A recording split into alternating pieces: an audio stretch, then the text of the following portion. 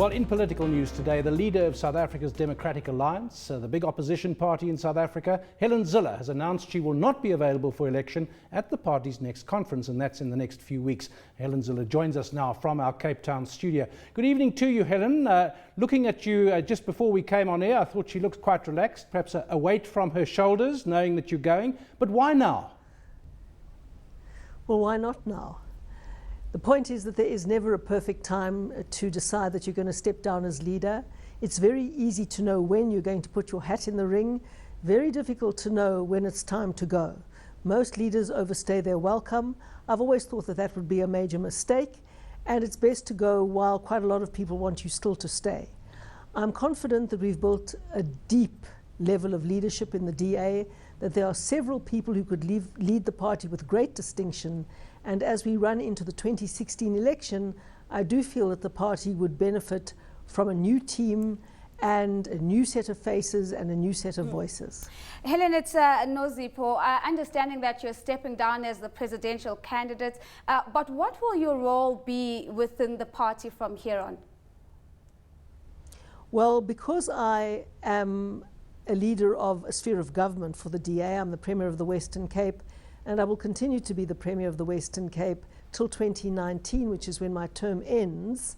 I will then continue to be on the Federal Executive, which is a very important body within the Democratic Alliance, and I will continue to serve on other bodies if I'm wanted there, but I will take a backroom role. I will not be obtrusive, I will not give unwanted advice. If I have an opinion in the forums in which I sit, I will give that advice like everybody else is entitled to, and I won't try and lead from the back or kibitz from the side. Helen, just to get back to the timing issue, you actually were on a bit of a roll when you think of the gains that the Democratic Alliance made in the municipal elections last time around, the big national and provincial elections in 2014. If you've done so well so far, wouldn't there have been a case for saying, keep the momentum going, try and deliver more gains with you as leader, and then give up the leadership? You don't want to give up the leadership when you're starting to go down. The point in an opposition party nationally, we're a party of government provincially, but we're a party in opposition nationally, the point is to keep on growing with every election. And if you lose that momentum and then decide that you need a new set of faces and voices, that is a very bad time to go. You really should go on an upward trajectory. And I think I can say that we have increased in every election we have fought so far. We increased countrywide by 30% in the last election, which was a fabulous result for us, a really fabulous result for us. We've grown to more than 4 million votes, and I think we will have a more spectacular growth spurt with a new team for 2016, that is next year. I'm going nowhere. I've spent my entire life working for democracy, and I hope to spend the rest of my life doing the same thing. There have been voices that suggest that your stepping down is perhaps the DA's best shot at getting an even bigger vote from the black community or the black electorate. How do you respond to that? Well, the point is that every vote in the polls has an equal value. And we want to build the non-racial center of South African politics. We believe that there is a majority in South Africa for the values that we stand for non-racialism, for a fair society, for a free society where everyone has the means and the opportunity to use their freedom. That's what we stand for, and we believe that most South Africans stand for that. And we want to build a non-racial majority at the center of South African politics. That's our aim, that's our goal, and all South Africans are needed for that project. Helen, you say you spent your whole life fighting for democracy.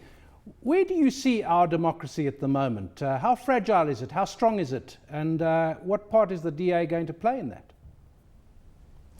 Well, our democracy is in a tough place right now. We have a situation that is known in the political literature as state capture, where a small elite grabs hold of power in the country and then starts annexing or colonizing or grabbing all of the institutions that should be independent, that should hold power to account, and start using those institutions like the prosecuting authority, like the Judicial Service Commission and other things as an extension of power abuse. That's what we're seeing now, and it's a great risk. And we are in a race against time in South Africa.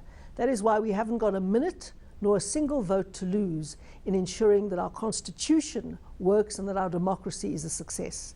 That is what we have to do. That is the DA's primary job, and I'm sure that we'll continue doing that. Coming back to the DA in particular, does Mmusi Maimane have your endorsement going forward?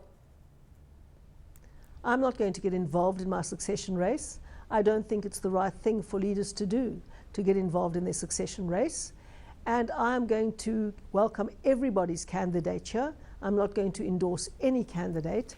And I just hope and I know that the DA has the good sense to apply its mind, to vote for the candidate they think will take the party to the next level, and that everybody, whether they voted for that candidate or not, will rally behind the new leader. That's what they did for me. People gave me a lot of support, and I've been truly grateful for it. Helen, you've been in for 7-8 years as a leader, and unlike any of your predecessors, you've been able to run a province as a party, as you said, and a big city like Cape Town. Maybe there's more to come from that, judging by the last election. So you've been in opposition and you've been in office yourself personally. What mistakes have you made? What have you learned from this process in South Africa now? Well, it's very important. One thing that you learn in office very quickly is that there are always many sides to a story.